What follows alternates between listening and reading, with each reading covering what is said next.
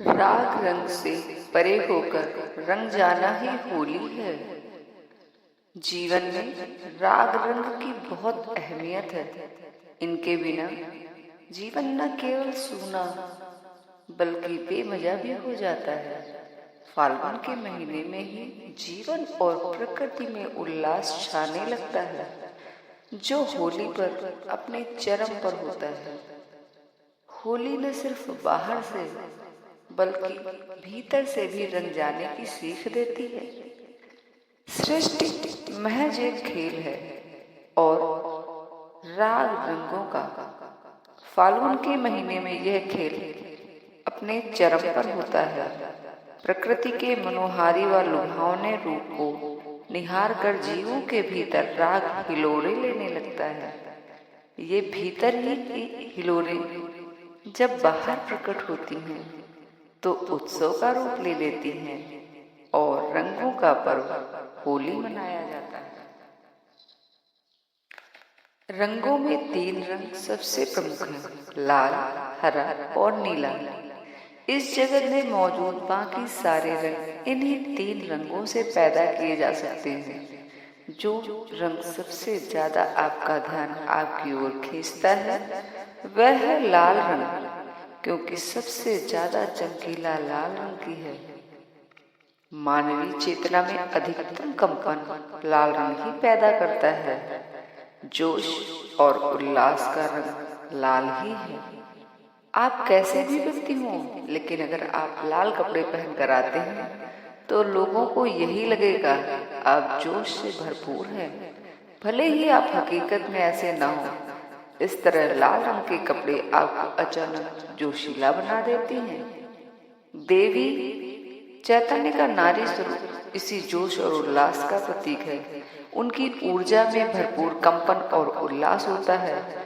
देवी से संबंधित कुछ खास किस्म की साधना करने के लिए लाल रंग की जरूरत होती है।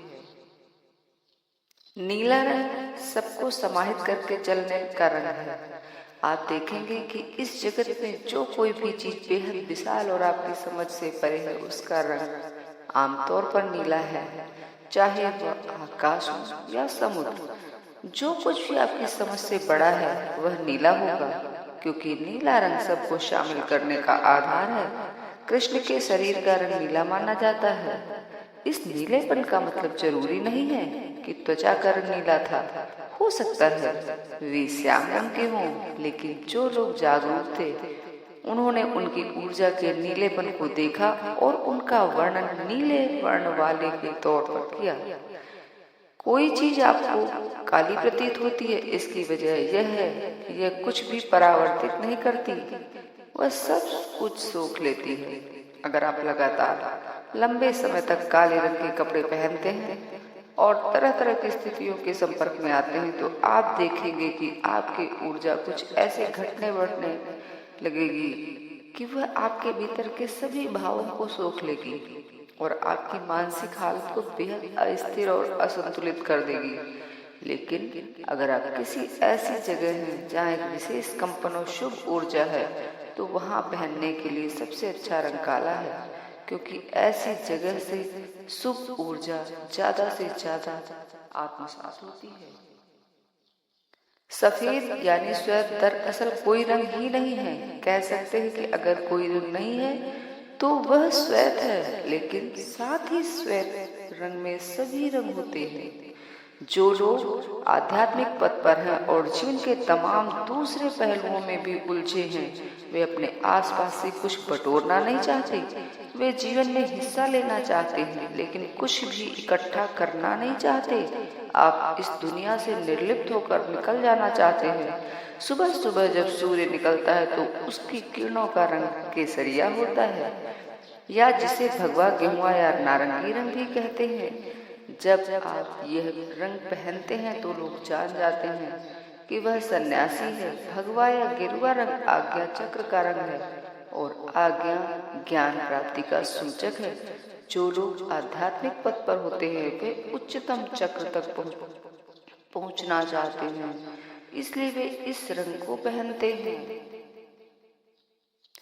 राग का अर्थ है रंग। रंग से जो परे है वह रंगहीन नहीं, पारदर्शी है। वैराग्य का मतलब है कि आप ना तो कुछ रखते हैं और ना ही कुछ परावर्तित करते हैं, यानी आप पारदर्शी हो गए हैं। अगर आप पारदर्शी हो गए हैं तो आपके पीछे की कोई चीज अगर लाल है तो आप भी लाल हो जाते हैं। अगर आपके पीछे कोई चीज मौजूद नीली है तो आप नीले हो जाते हैं। आपके भीतर कोई पूर्वाग्रह होता ही नहीं, आप जहाँ भी होते हैं उसी का हिस्सा हो जाते हैं। लेकिन किसी भी चीज में फंसते रहिए। अगर आप लाल रंग के लोगों के बीच हैं तो आप पूरी तरह से लाल हो सकते हैं, क्योंकि आप पारदर्शी हैं। लेकिन वह रंग एक पल के लिए भी आपसे चिपकता नहीं। इसीलिए आध्यात्म में वैराग्य पर इतना जोर दिया जाता है। हम जीवन की संपूर्णता को, जीवन के असली आनंद को तब तक नहीं जान पाएंगे जब तक हम उस आयाम तक न पहुंच जाएं जो राग रंगों से परे है। हैप्पी होली।